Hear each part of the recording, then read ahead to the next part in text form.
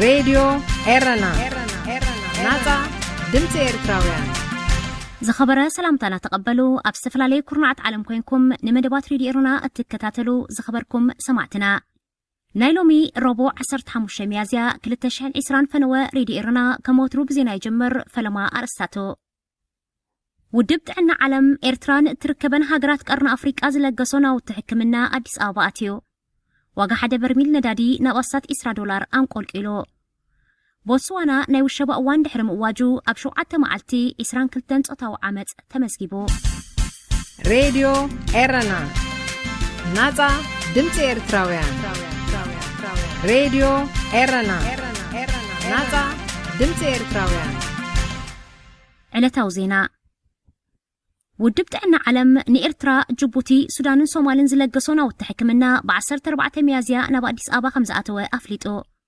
اتحاد مليون مشفني أفنا فنجان ماسك غوانتن نمتنفس زحجز مسارحيتاتن ستقللنا وتحكمنا كاب أديس آبا ناب كلن تنهاجرات ككفافة المخانو أفنيا ودب مقبن حرشان إلسابيت بايرس كاب جنيفا حبيرا ودبت عنا علم زلا أخونا وتحكمنا بقدام نت نصوب مويات عنا زقلقلن أسا 30 حومات نمحجاز زخقلنيو اتودب مس مشاركة هاجرات بمتحبار ناب هاجرات أفريقيا زلا أخو حجز نأديس آبا كمن نهاريك تكمل 5 سنة وزقلات حبرات إمارات عرب ناب 30 كلتن هاجرات أفريقيا زلا أخدتو حجز ب13 ميازيا ناب أديس آبا مئتاون اتودب الرقاقيتو يونيسيفون أقدمو ناب إيرترا تمساسل حجز كم زلا أخا قليتيو أب مود أتورح مقابيت تشايناوي بليونر جاك ما زلا أخو تمساسل حجز عنت نفاريت كاب أديس آبا ناب اسمرا دحر مبقاسا مغنياتو بزي تفلتأك من لس كم استقددتيو زنقار بزعبا زي منقستي إيرترا 5 أغسطس تقلت حجز بوغنتي وكيل كوينونة حجز كفافلة منقستي توب أيخون وناني علي بابا تشايناوي جاك ماس توهبه وقعو حبريتا إيلن بسنكي لبدا كورونا فيروس عداقة عالم بخبيدا بزود كله زلقوان واقع حدا برميل ندادي نبصات $10 أنقل كيلو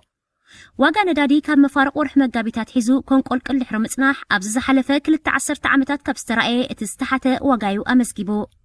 لبدا كورونا فيروس أور حميازيون من محياش سلزير أي أبزز حلفة ورحي ناب $25 تسأقاقي عزنبرة حدا برميل ندادي نبصات $10 تنقيتو سعود عرب تركبن محبر ندادي زفري هاجرات نزواقاتاتو بايتا زبيت زلو عداقاتات مسأتاويتاتن مستخخال معالتاوي زفري او ندادي النساء أمر رداء بتحنا اللواء زبسح ندادي نعداق علم تقرب سعود عرب بسنكي كورونا فيروس نستهاسيك وطبقان محواي معالتاوي التفريو 10 مليون برميل ندادي ناب 10 مليون كب كتبلو كمتخيليا ينفتانيرا انتخونه واقع ندادي ممليسو نقول قولي نقوت مسمه لاو وسخ فريات ندادي ناب عداقا أوات أخم زي كونن بأنصارو سدد ندادي بدرجة علم ب10 مئتاويت كقودلينيو محبر ندادي زفري هاجرات أمر رداء بتحصلو أبوتسوانا لبدا كورونا فيروس نمكتا نفس وكف سبكاب جزء خيوات دحرست محلالة أواج أوشتي شوعة معلتات إسران كلتن جبنات أطاو عمس كم استمزجبة نمكتل كوميشنر بوليس دينا مارت بمتقاس مع جنازينة هاجر حبيرا كاب 3 مجابيت كسب 5 ميازيا أبزنبرا معلتات كلتا قتلتون أقات إمولا كابتن قديات أطاو عمس زغنا إسران كلتن دك أنستيو تنشوعة كاب كلتا خسب 10 عمس زعد 100 قولعين أبرئ سزي أب إسران سلستن دك أنستيون كبرتن زوار التقبارات كمستفت أما بوليس بوتسوانا تقيسو أبز حلفة مول عمت 233 قديات أطاو عمت كم زمزقبة زحبرة بوليس دحر مقواج والشبا أبشو عتا معلتات راي إسران كلتن كسم غرابو 5 حساسبو أرديو أب كم بعد فرنسا زعم السلا هاجرات اتنايك ألات زلفا كبرتاز زنا أسأر في كومودما مهرمتن أكلاو مهسيتن زسعب قونات بسالسان 500 كم زنهاريو تحبيرو زخبركم سمعتنا زينا أبسفتي ملا راديو إيرنا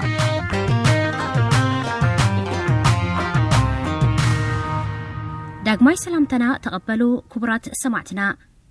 كابز قتلو بعوات أرقاي زدالو أفريقيا أبسو موزيك خون سنة مكتال أبلع لي تيدروس أدحانوم تغطي كبر مرحتي أفريقيا أبقون دويبلو نناي مجمريا أفريقياون إثيوبياون دايركتور جنرال ودبت عنا علم دكتور تيدروس أدحانوم غبريسوس زخننن كابسلت أنو كورد زتصوعن بزتفلاليا هاجراتن زتفلاليو وغناتن متصوعتاتن تغطاتن يكبر كمزلو معكنا زينا عالم حبيران እተን ጸቕጢ ዝገብራ ዘለዋ ሃገራት ሕቡራት መንግስታት ኣሜሪካ ጃፓንን ታይዋንን ክኾናን ከለዋ እተን ሃገራት ብዶክተር ቴድሮስ ኣድሓኖም ዝምራሕ ውድብ ጥዕና ዓለም ኣብ ልዕሊ ኮሮና ቫይረስ ኮቪድ-19 ዕቱብ ክትትል ኣይገበራን ኣብ ልዕሊ ቻይና ዘድሊ ቁፅፅር ኣይገበራን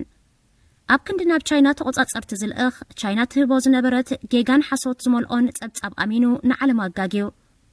ነቲ ሕማም ብዝምልከት ሃገር ከተት ተላብዓይ ማለት ፓንደሚክ ውጅ ዶንግዩን ካልእን ክብላይን ዝኸስኦ ዘለዋ ፕሬዚደንት ሕቡራት መንግስታት ኣሜሪካ ዶናልድ ትራምፕ ሃገሩ ቀንዲ መዋሊት ውድብ ጥዕና ዓለም ክነሳ እቲ ውድብ ብቻይና ከም ዝምእከል መራሕቱ ድማ ቻይና ዝበለቶም ከም ዝገብሩ ብሰንኪ ብቻይና ዝተዓሻሸወ መራሕቲ ውድብ ኮሮና ቫይረስ ዕድል ረኺቡ ብምባል ሃገሩ ነቲ ውድብ እትገብሮ ምወላ ዳግመ ግምት ክትገብረሉ ከም ዝኾነት ገሊጹ ጉጅለ ኣባላት ሓገግቲ ኣካል ሰልፊ ሪፓብሊካን ሕቡራት መንግስታት ኣሜሪካ ናብ ዶክተር ቴድሮስ ኣብ ዝለኣኾ ደብዳቤ ብወገኑ ውድብ ጥዕና ዓለም ንቻይና ኣብ ክንዲ ዝነቅፍ ብኣንጻሩ ንኣተሓሕዝኣ ግልጹነት ዝመልኦ ኢሉ ምውዳሱ ቻይና ናይ ብኮሮና ቫይረስ ዝተለኽፉን ዝሞቱን ቁፅሪ ሓቢኣ ክነሳእ ዘይምቅልዑ እቲ ውድብ ኣብ መጀመርታ ናይ ወርሒ ጥሪ እቲ ቫይረስ ካብ ሰብ ናብ ሰብ ከም ዝሓልፍ ዘረጋግጽ ጭብጢ የለን ክብል ኣብ ትዊተር ምጽሓፉ ንዓለም ከም ዘደናገረ ብምግላጽ ዶክተር ቴድሮስ ንጉድለታት ቻይና ሸፊኑ ብምባል ካብ ስልጣኑ ክወርድ ጸዊዑ ምክትል ቀዳማይ ሚኒስተር ጃፓን ታሮ ኣሶስ ብወገኑ ምስ ናይ ትራምፕ ዝመሳሰል ርእይቶ ብምሃብ ዶክተር ቴድሮስ ኣድሓኖም ቅልውላውን ናይ ሓደገኛ እዋን ህፁፅ ግዜን ክመርሕ ብቕዓት የብሉን ውድብ ጥዕና ዓለም ቻይና ዝበለቶ ዝሰምዕ ብምዃኑ ስሙ ናብ ውድብ ጥዕና ቻይና ክቕየር ኣለዎ ክብል ሓጪጩ ታይዋን ብወገና ብሰንኪ ከም ኣካላት ሓስባ ቻይና ብዝግበር ጸቕጢ ኣባል ውድብ ጥዕና ዓለም እኳ እንተዘይኮነት እቲ ውድብ እዋናዊ ጸብጻብ ሓበሬታ ለበዳ ኮሮና ቫይረስ ካብ ምርካብ ኣጊዱኒ ብሰንኩ ድማ ኣብ እዋኑ ምቅራባት ክገብር ኣይከኣልኩን ክትብል ከሲሳ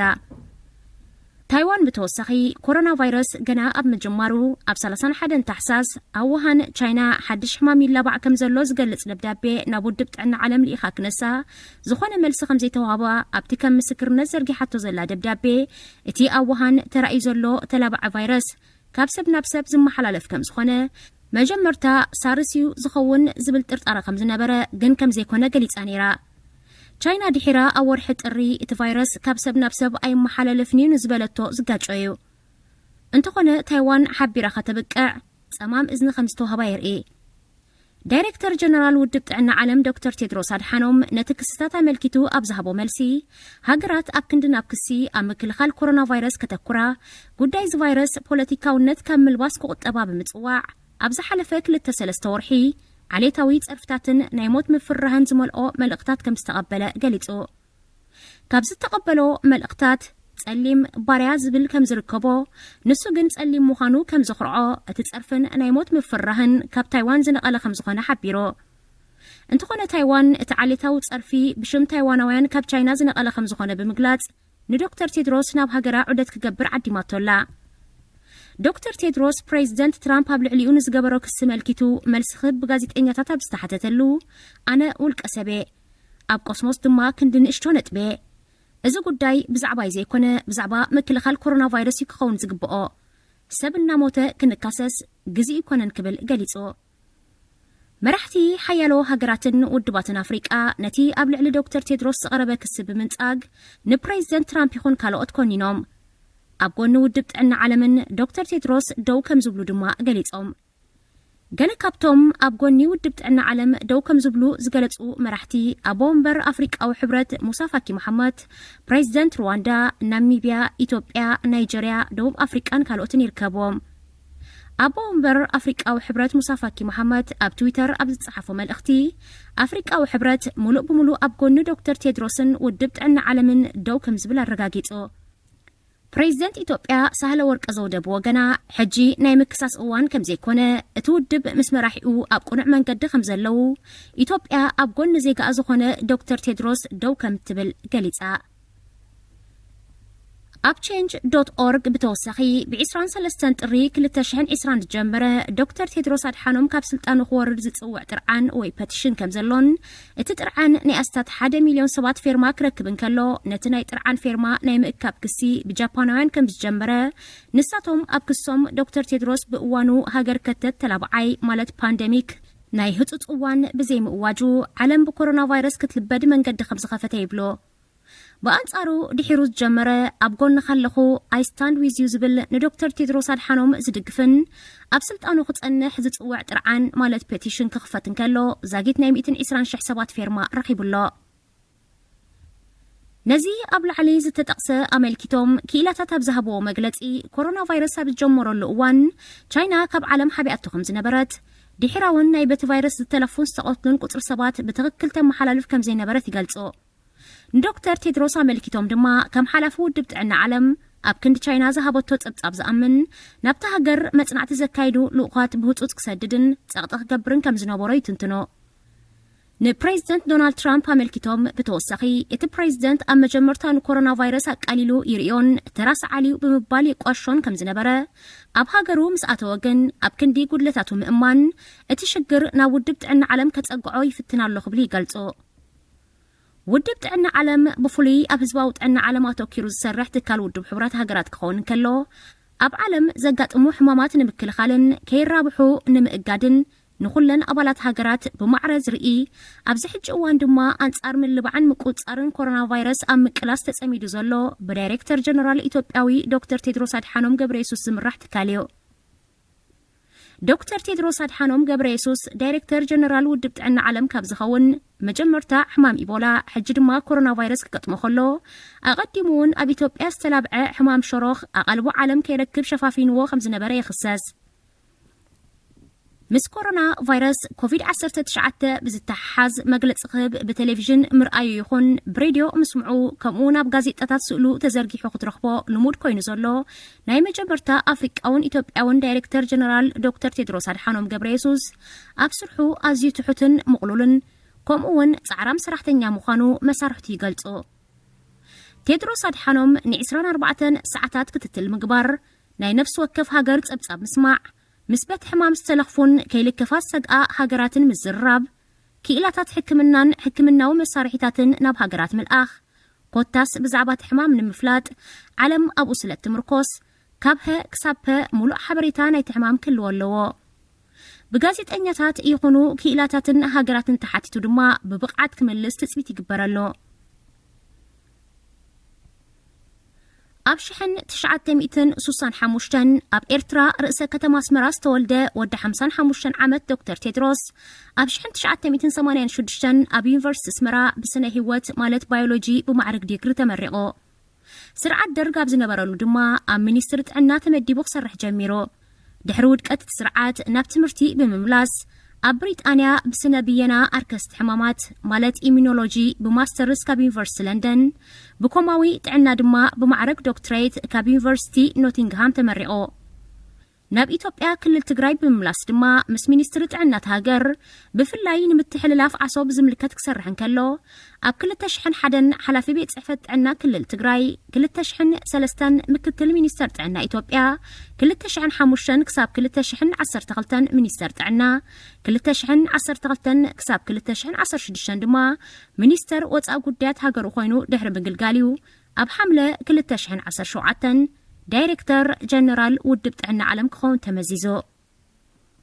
ውድብ ጥዕና ዓለም ኣብ ከተማ ጀኔቫ ስዊዘርላንድ ዝመደበሩ ኣብ ሚያዝያ 1948 ዝቆመ ወኪል ጥዕና ውድብ ሕብራት ሃገራት እዩ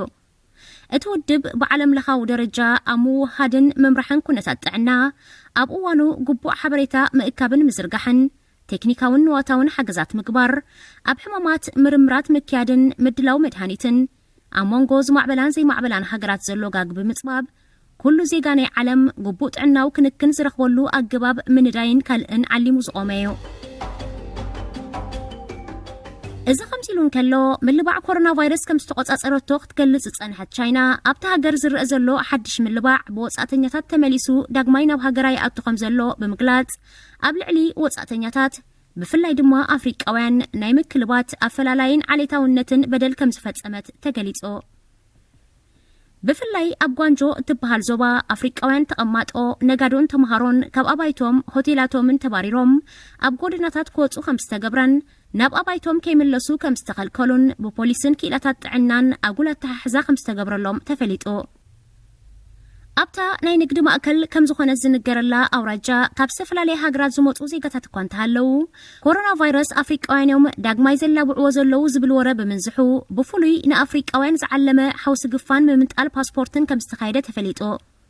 ሰበስልጣን ጥዕና ንኣፍሪቃውያን ጥራይ ዝምልከት መርመራ ኮሮና ቫይረስን ናይ 14 መዓልታት ርእሰ ውሸባ ክእውጁ ከለዉ ኣካረይቲ ገዛን ሆቴላትን ብወገኖም ኣፍሪቃውያን ተኻረይቲ ምቕባል ብምእባዮም ሓያሎ ካብቶም ኣፍሪቃውያን ብዘይ መጽለሊ ከም ዝተረፉ ኣብ ግዳም ክሓድሩውን ይግደዱ ከም ዘለዉ ተሓቢሩ ሓያሎ ሃገራት ኣፍሪቃን ኣፍሪቃዊ ሕብረትን ቻይና ኣብ ልዕሊ ኣፍሪቃውያን ዝገበረቶ ዓሌታውነትን በደልን መግለፂ ክትብ ድሕሪ ምጽውዖም ኣፈኛ ሚኒስትሪ ጉዳያት ወጻኢ ቻይና ዞሊጄን ኣብ ዝሃቦ መግለፂ ነቲ ተገይሩ ዝበሃል ኣፈላላይ ነጺጉ ኣብ ሃገሩ ኩሎም ወጻእተኛታት ብማዕረ ከም ዝረኣዩን ሃገሩ ንኣፈላላይ ባዶ ተጻዋርነት ከም ዘለዋ ሓቢሩ እንተኾነ እቲ ተገይሩ ዝበሃል ዓሌታውነት ብደረቕን ተንቀሳቓስን ስእሊ ተቐሪጹ ብምህላውን ኣብ ኢንተርነት ክጋዋሕ ብምጽንሑን እቲ ኣብ ቻይና ተገይሩ ዝተባህለ ዓሌታውነት ከም ዝተገብረ ዘጠራጥር የለን ኣብ ዩኒቨርሲቲ ሆንግ ኮንግ ሓላፊ መጽናዕቲ ሚድያን ጋዜጠኝነትን ኣፍሪቃዊ ፕሮፌሰር ኪዝ ሪጅበርግ ነዚ ኣመልኪቱ ንቴሌቭዥን አልጀዚራ ኣብ ዝሃቦ መግለጺ ኣብ ቻይና ኣብ ልዕሊ ኣፍሪቃውያን ዓሌታውነት ክፍጸም ናይ መጀመርታ ከም ዘይኮነን ብፍላይ ኣብ ብብዝሒ ኣፍሪቃውያን ተምሃሮን ነጋዶን ዝርከብዋ ዞባ ጓንጆ ብብዝሒ ዓሌታውነት ከም ዝረኣየላ ገሊጹ እዚ ተፈጢሩ ዘሎ ኩነታት ኣብ መንጎ ቻይናን ሃገራት ኣፍሪቃን ዲፕሎማስያዊ ፍሕፍሓ ክፈጥር ከም ዝኽእል ድማ ኣተንቢሁ ቻይና ኣብ ኣፍሪቃ 10,000 ኩባንያታት ክህልዋ እንከለዋ ኣሳት 2 ሚልዮን ቻይናውያን ኣብቲ ኣህጉር ከም ዝቕመጡ ጸብጸባት ይሕብሩ ኣብ ቻይና ድማ ሓያሎ ኣፍሪቃውያን ተምሃሮ ክህልው እንከለዉ ገለ ውሑዳት ተቐማጦን ነጋዶኑን ኣለዉ ቻይና ልምዓት ብዝብል ምኽንያት ዳርጋ ንመብዛሕትአን ሃገራት ብመልክዕ ልቓሕ ቢልዮናት ዶላራት ዝሃበት ክትከውን ከላ ሓያሎ ካብዘን ሃገራት እቲ ዝተለቅሕኦ ገንዘብ ክመልስኦ ዘይክእላ ብምዃነን ኣብ ልዕሊኣ ዝኾነ ጸቕጢ ክገብራ ዘይክእላ ብማሕነቆ ዝተታሕዘ ሃገራት እየን ዛጊት ብኮሮና ቫይረስ ናይ ዝተለኽፉ ሰባት ቁጽሪ ብሓፈሻ ኣስታት 2 ሚልዮን ክበጽሕ እንከሎ ኣስታት 120,000 ሞይቶም 445,000 ድማ ሓውዮም ኣብ ኣፍሪቃ ድማ ኣስታት 15,000 ተለኺፎም ኣስታት 800 ሞይቶም ኣስታት 2,800 ድማ ድሒኖም ኣለዉ እቲ ቫይረስ ኣብ ዝሕጂ እዋን ኣብ ኣፍሪቃ ብዘይካ ኣብ ሌሴቶን ኮሞሮስን ኣብ 52 ሃገራት ተዘርጊሑሎ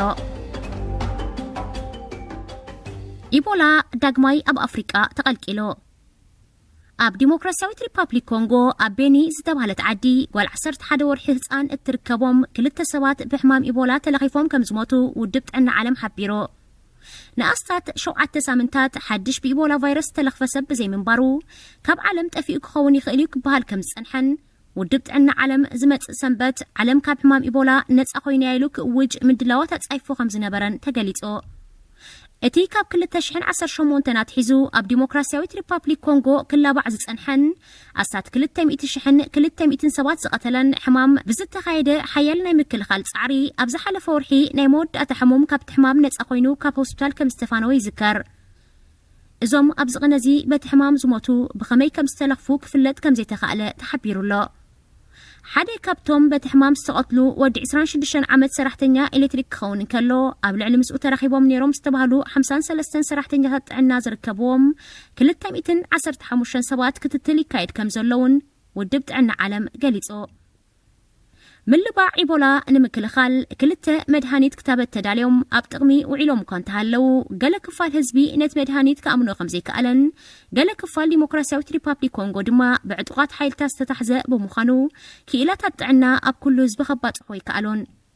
ኣብ ከባቢ ቤኒ ዝነብር ህዝቢ ኢቦላ ጠፊኡ ተባሂሉ ክንገሮ ብምጽንሑ ሃንደበት 2 ሰባት ሞይቶም ምስ ሰምዐ ኣይተዋሕጠሉን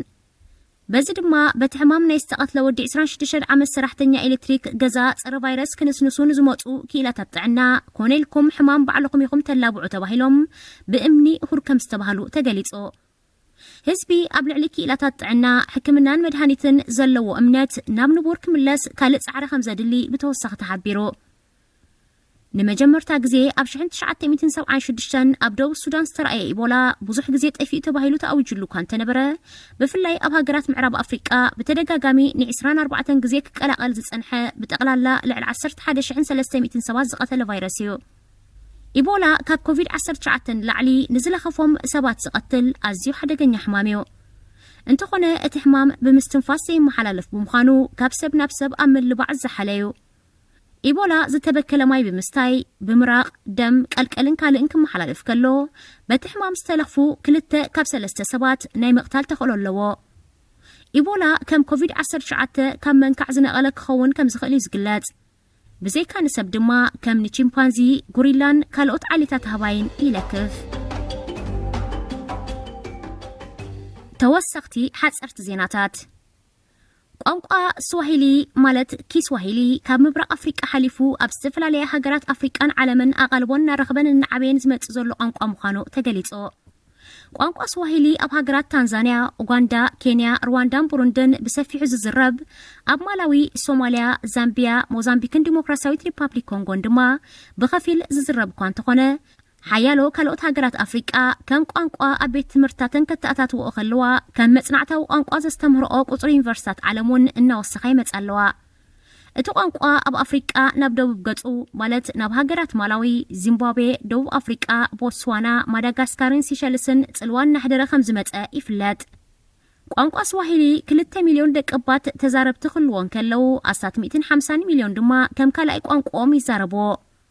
ኣብ ምብራቕ ኣፍሪቃ ድማ ናይ መረዳድእን ንግድን ቋንቋ እዩ ኣብ 2017 ታንዛንያ ንቋንቋ እንግሊዝ ብምትካእ ስዋሂሊ ወግዓዊ ቋንቋን እንኮ ናይ ምምሃርን ምስትምሃርን ቋንቋ ጌራቶ እቲ ዝገርም ኣፍሪቃዊ ሕብረት ካብ ቋንቋታት ሃገራት ትሕተ ሳህራ ስዋሂሊ ጥራዩ ወግዓዊ ቋንቋ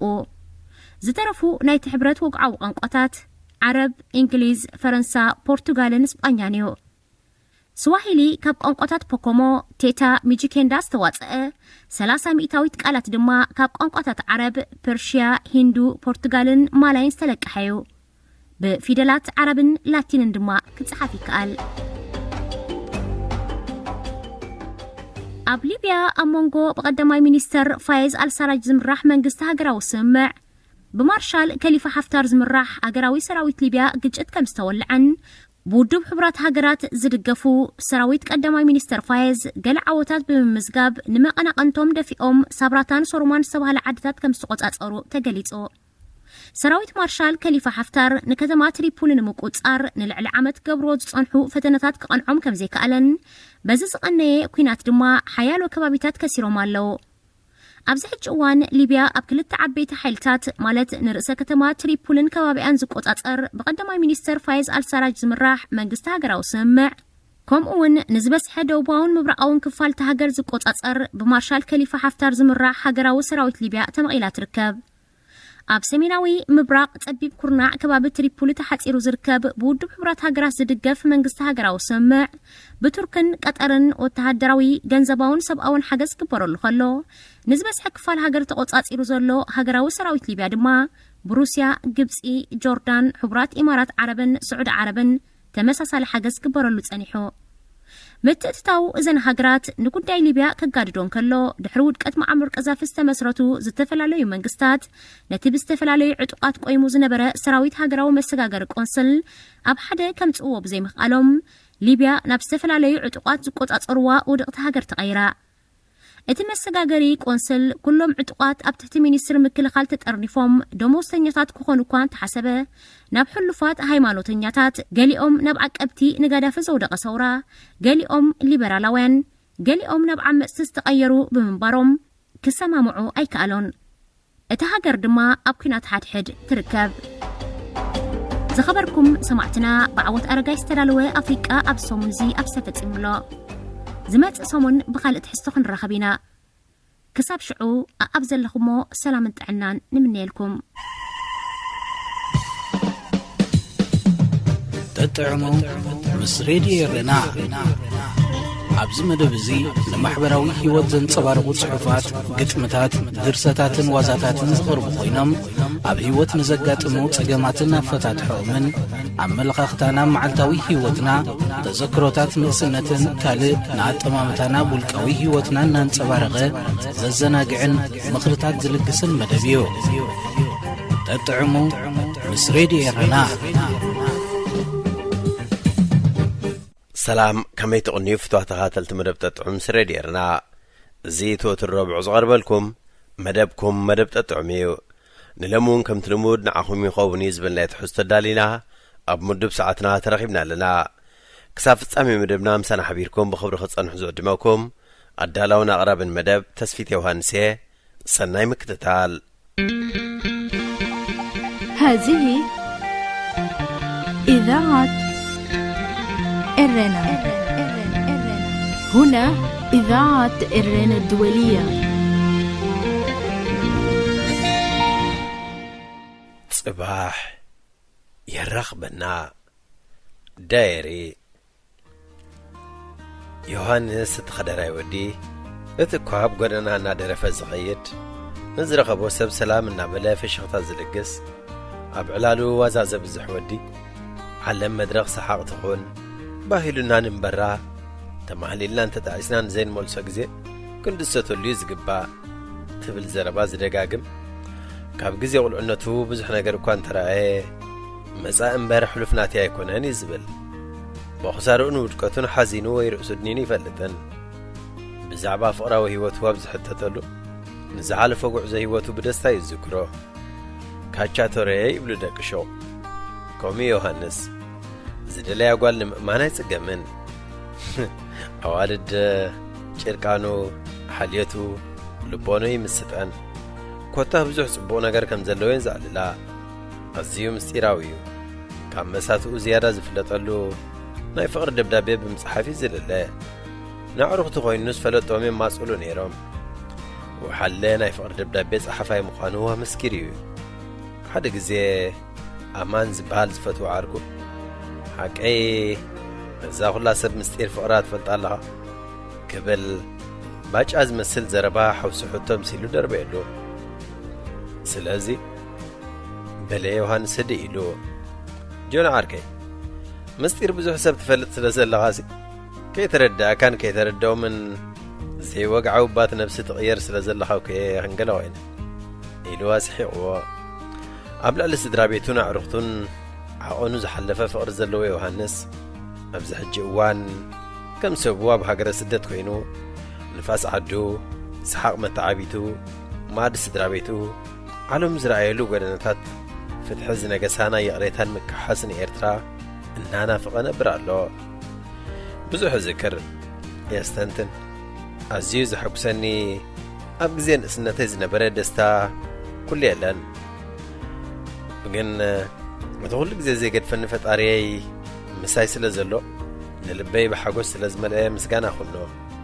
ناي من باب فقري سلازي قد فنون أب كبابين السانكوم مغرب فتوتي أعروخ ناي فقر متسام تيزنا برا بغند دما فقر تحقري أسمعتو من حبرون من نقايرو أما سأحفت سلازنحني أب تازلاتن قزي وجع عبولني منابلي علل يوهانس نيوهانس بغض عليها بحسابة الملالسو ناي بحق اجن ملأت فقريها بدك سبعة تركب دي حق انيا ترقم فقرها كم تنعانا زرد دعنا دخول أوريدو عديبو ملأت بهاليلان من مللا إزولو بتحاد شي نخدم ما ريقها هم زي رأخا سميعكا هم زي سمعكا تقعز بغالب مدايون تترأيو من مللا نملأت كبسح مخالة أتلك من مللا انت زغون قنا سبت ملالي زي كونه تشفافيني زنبر إنها تشفافن كان هي وتريا أبز بالمدمدم تاجن كبس حيدلن صباح زمهرو حدش معرف فقرن أن بابرا هيوتن كله قاليو بهالايو يوهانس حدا مشاه تبع عميق حسابات الحلو داير خفيتو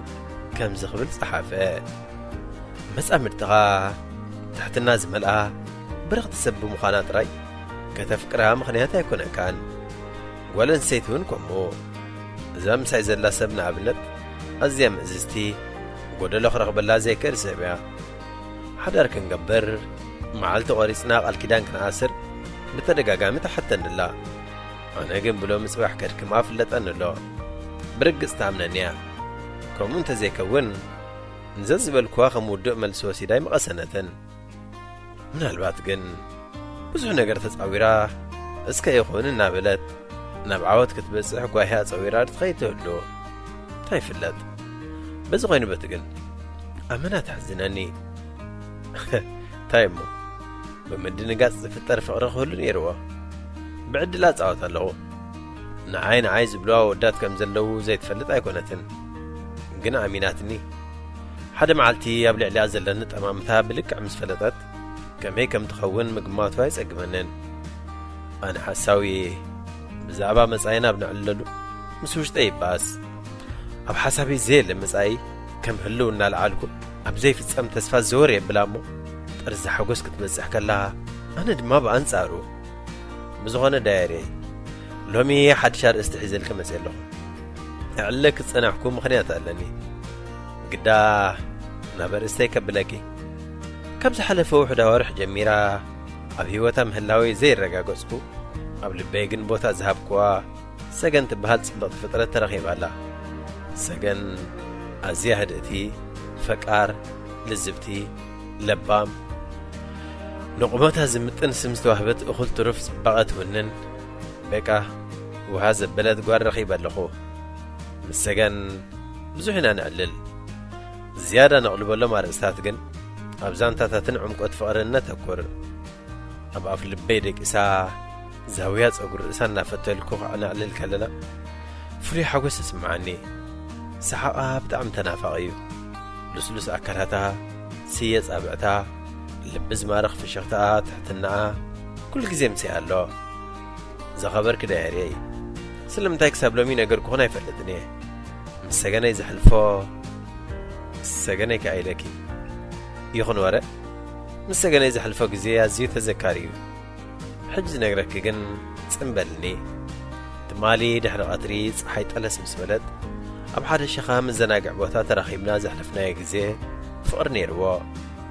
ቀዲመያ ኣብቲ ቦታ ቖፀራ በፂሐ ንነገሩ ክሳብ ሎሚ ዝረኣኹላ ምዕራይ ዘቕበፀታ ጉዳይ እንተላ ምኽባር ቈፀራ ዓባይ ጉድለት ኣላታ ሰዓታት ዘይኮነ መዓልታት ኣሕሊፋ ትድውለለይ ግዜ እውን ኣሎ እዚ ግን ስለ ዘፍቅራ ይመስለኒ ብዙሕ ኣካቢደ ይርዮን ምኽንያቱ ምስ ተራኸብና ብትሕትናያ ትስዕረኒ ናፍቆ ስለ ዝቐንየና ምስ ተራኸብና ትፈልጢ ኣጥቢቕና ብምትሕቑቓፍ ግዜ ወሰድና ኣእዳውና ተጨባቢጥና ዕላል ናፍቆት እናዕለልና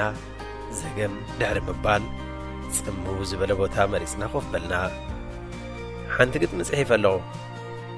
በለትኒ ከተንብበለይ ኣዝየ ታወቕኩ ቃንዛን ሰሓቕን ክሳራን እህታን ወዲ ሰብ ክንድዋና ጉዳይ ዝርድኦም የለን ወዲ ሰብ ስምዒት ግዳም እምበር ስምዒት ውሽጢ ኸንብብ ከም ዘይክእል ትሕዝቶ ዝሓቖፈት ዕምቆት ዘለዋ ግጥሚ ጋበዘትኒ ባክ ኣይሉኒ ግን ከዓ ሕቶ ፈጢራትለይ ሓቀኛ ስምዒታትና ክንናበብ ዝከኣል ኣይኮነን ንምባል ዶ ትኸውን ድማ በልኩ መሊሰ ድማ ንኻልእ ክኸውን ኣለዎ ንሕና ዳ ቅድሚ ምዝራብና እንዲና ንረዳእ ምስ ውሽጠይ ተላዘብኩ ናብ ዲቕ ዝበለ ዕላል ፍቕሪ ኣተና ናብ ናተይ ናይ ሰገነይና ኣይበልኩን ሓፈሻዊ ርዲእት ናብ ጉዳይ ፍቕሪ እምበር ኣነ እኳ ንፍዕቲ ገላጺት ኣይኮንኩን እናበለትያ ሓሳባታ ትገልጽ ተመሳሳሊ ኣረዳድኣ ከም ዘለና ግን ክግንዘብ ኣይትጸገምኩን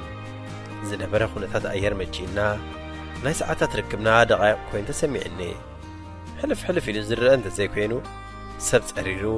ጽምዋ ሰፊኑ ነበረ ቦታ ንቐይር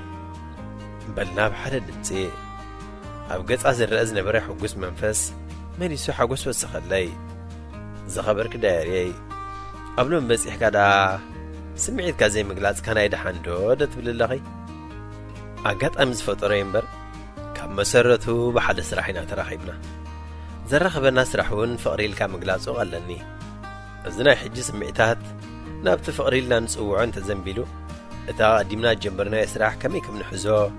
ምግማት ስለ ዘገጸገመኒ በየነይ ክሕዞ መሪፀ ኣብ ግጥማ ዝበለቶ ምንባብ ውሽጣዊ ስምዒት ከምቲ ዝበልኩኺ ንዓና ክፉት እዩ ኢለ ደምዲመ ኣብ ዒንትና ገለ ሓቂ ዝነበረ መስለኒ መሊስና ብሓደ ግምግም ቅላይ ኮፍ በልና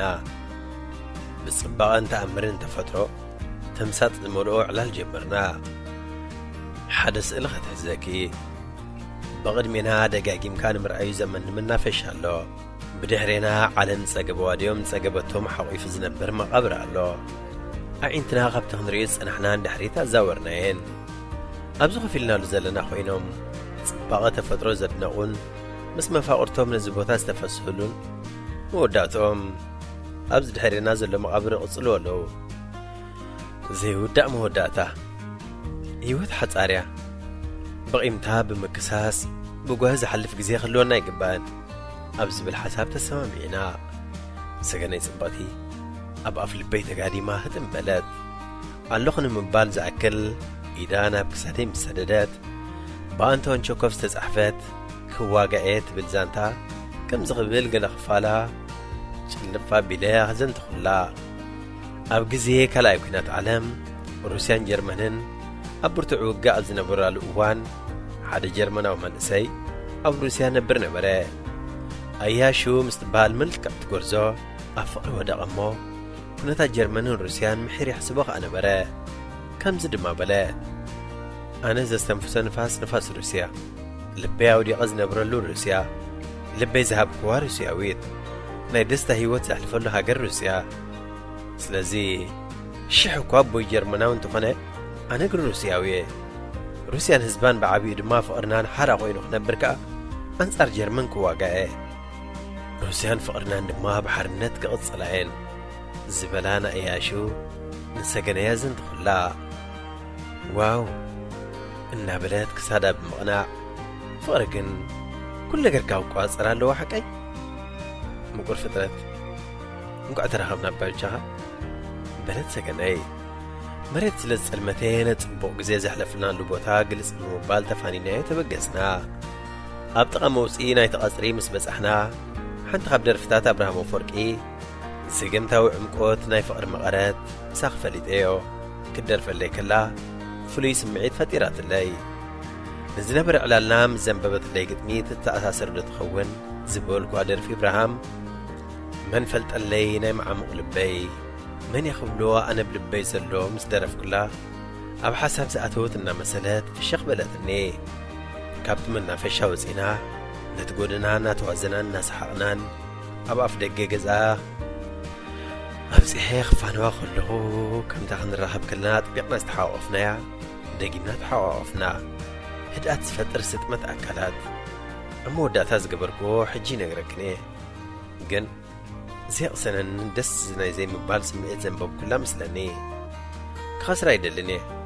بفتون كسأنا يدلن لعلقو لقن عود سبكوين آخر يحلم لأني بس تفرح رقا سمعيت تفناتتنا أمو صباح الرخبنا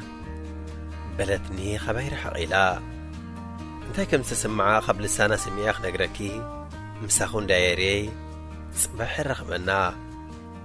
إيلو دايريو عطوي يوهنس صحافي تسفيت يوهنس شدش تميازيا كلتشحن أسران راديو إرنا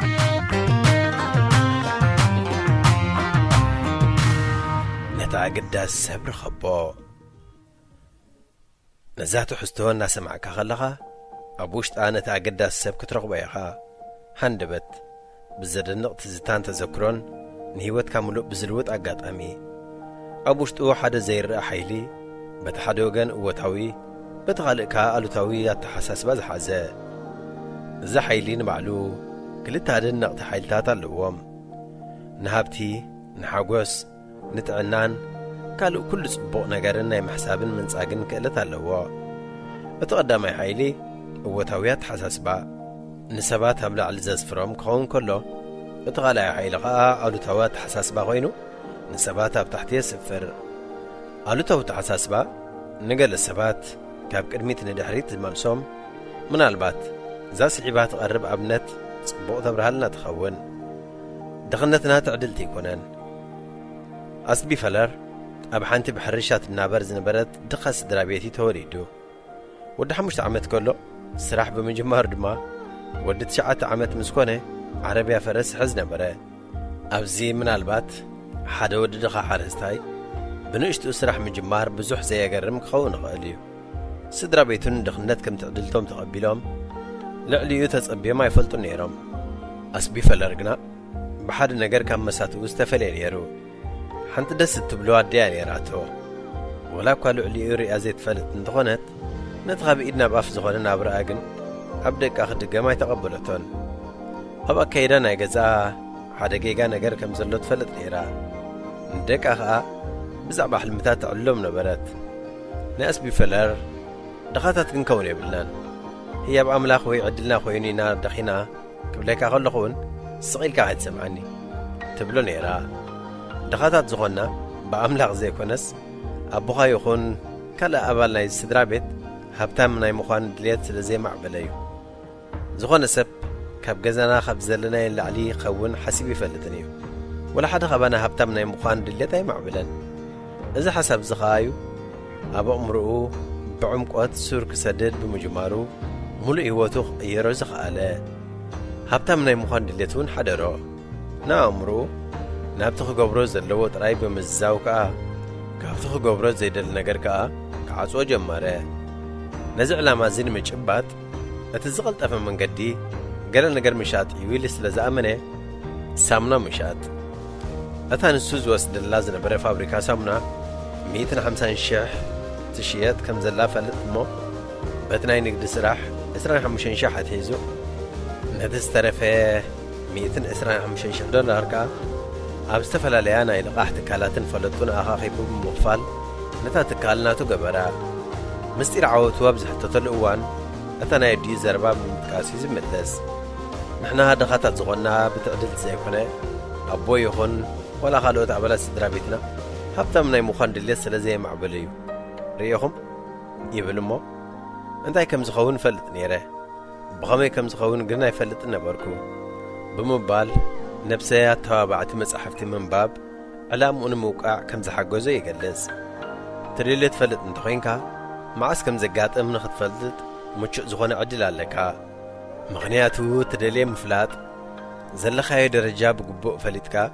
ንመጻኢ ዘኺደካ ባይታ ኽተጣጥሕ ስለ ዝሕግዘካ ኣብዚ ሓደ ነገር ክትዝክሮ ዘለካ ግድን ኣይኮነን ናይ ኩላትና ህይወት ብኸምዚ ናይ ፌለር ብሽግር ክሓልፍ ግድን እውን ኣይኮነን ኩልና ዓብ ትካል ናይ ምውናን ዕላማ ክህልወና ዕላማ ናይ ውልቂ እዩ ኣንጻር ሕጊ ወይ ኣንጻር ባህልን ልምድን ክሰብ ዘይኮነ ነቲ ዕላማ እዩ እዚ ተኣነ ክዕወተሉ ዝደሊ ክትብል ትኽእል ኢኻ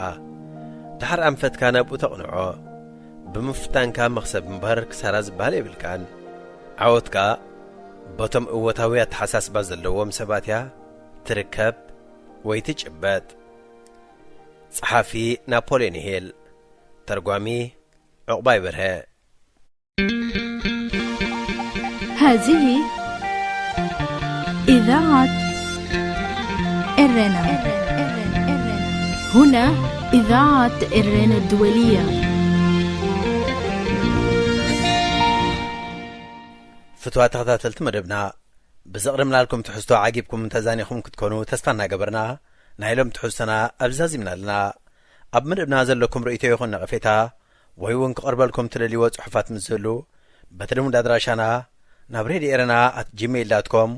ወይ radio@yahoo.com ኢልኩም ላእኹልና ክበጽሓና እዩ ብተወሳኺ እውን ኣብ ፌስቡክ ተስፊት ዮሃንስ ብምባል ኣብ ናይ መልእኽቲ ሳጹን ክትገድፍለይ ከም ትኽእሉ ከዘኻኽረኩም ደሊ ብዝተረፈ ብዝመጽእ ረቡዕ ኣብ ተመሳሳሊ ሰዓትን ብዝተፈለየ ትሕዝቶን ክሳብ ንራኸብ ጠጥዕሞ ጠጥዕሞ ምስ ሬድዮ ኤረና ኣብዚ መደብ እዚ ንማሕበራዊ ህይወት ዘንጸባርቑ ጽሑፋት ግጥምታት ድርሰታትን ዋዛታትን ዝቐርቡ ኮይኖም ኣብ ህይወት ንዘጋጥሙ ጸገማትን ኣፈታትሖምን ኣመለኻኽታና መዓልታዊ ህይወትና ተዘክሮታት ንእስነትን ካልእ ንኣጠማምታና ውልቃዊ ህይወትና እናንጸባረቐ ዘዘናግዕን ምኽርታት ዝልግስን መደብ እዩ ጠጥዕሙ ምስ ሬድዮ ኤረና